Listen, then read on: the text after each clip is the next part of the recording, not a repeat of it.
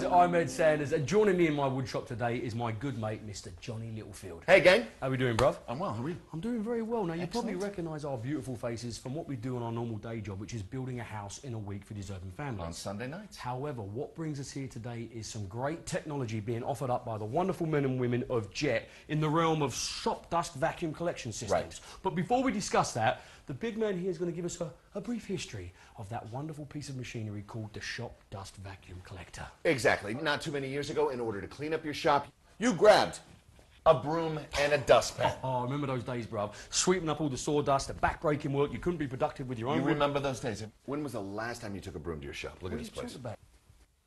It's clean. What are you talking about? Yeah.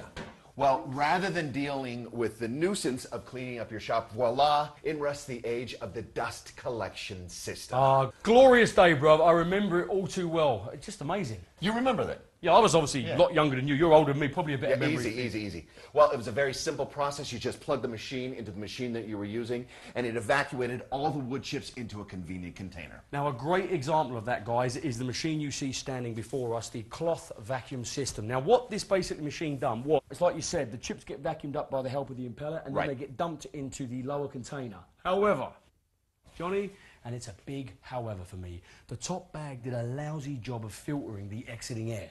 Right. Now, the woodworkers at the time, they were very content with it collecting the wood chips, but like you said, mediocre at best in filtering the air, especially if you hooked it up to a sander. Sand is the biggest criminal, mate, because that fine dust gets absolutely everywhere. Obviously. Yeah. So anyway, our more health-conscious woodworkers, they were losing their hair over this. As a matter of fact, you could elaborate on that, Ed. Do you want to talk about our hair? Well, yeah, that's what we're talking about. Well, I wasn't planning on talking about that, but if you want me to, okay. I was 25 when I first started losing my hair, and to say it was a stressful time in my life. Ed, elaborate on the dust collection system, man. Oh, you see what... sorry, no, basically, I was yeah. spoiled by not having to sweep the floor anymore. Exactly. However, I wanted more from this bloody machine. He wanted performance and better filtration. But I wasn't the only one, bruv. Woodworkers across the country, we were screaming out for a better machine. And then all of a sudden, bang, our collective voices were heard by the introduction of the canister filter. Now, not only did this bad boy offer great performance, but it offered way better filtration. Well, if you notice, Ed, the bottom bag is plastic. All the exiting air goes through the filtration canister. So we go from 30 microns to 2 microns. That's a big leap, mate, I tell you. Well, it's huge if you know what a micron is. Do you want me to explain? Absolutely. To all of you wonderful techno nerds out there like my good friend Johnny, a micron is basically 1/1,000,000th of a metre. Now, anything below 5 microns is what's deemed harmful for you and I to breathe. Correct. Now, if you want to scare the living daylights out of yourselves, the next time you're in your wood shop after a tough woodworking session, turn out all the shop lights. Then get a flashlight, turn it on, and I swear you will think you're in the deep abyss by the amount of particles rushing through your flashlight beam. Well, especially if you've cut MDF or sanded it, forget it. MDF is terrible. It's going to make you want to hold your breath until you can turn the shop lights back on, at which point all the dust disappears, and then you can breathe more healthily. What?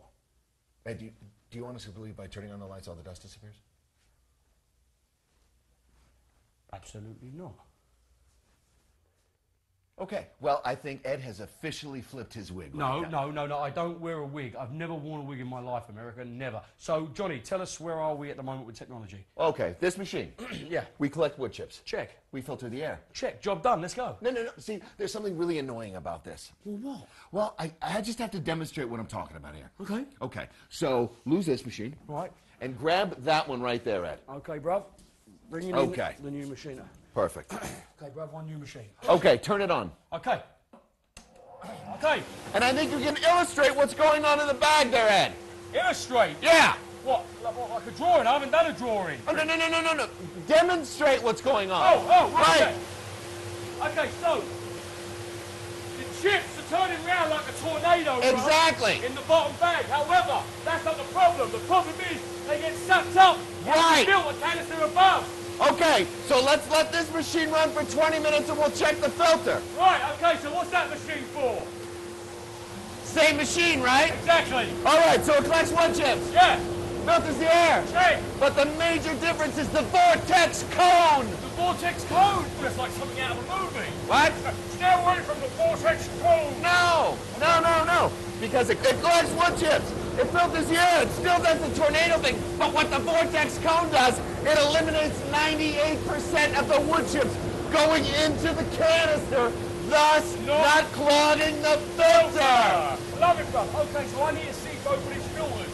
This is going to run for 20 minutes. This is going to run for 20 minutes, and we'll check filters. Beautiful. Dust it off with you, bro. You got it. Okay, Johnny.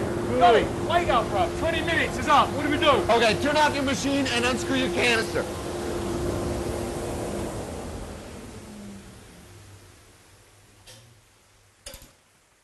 Okay, these machines have been running for 20 minutes. Yep. Right? Lift your canister. You see, bruv, I know what I'm going to expect. I just know it.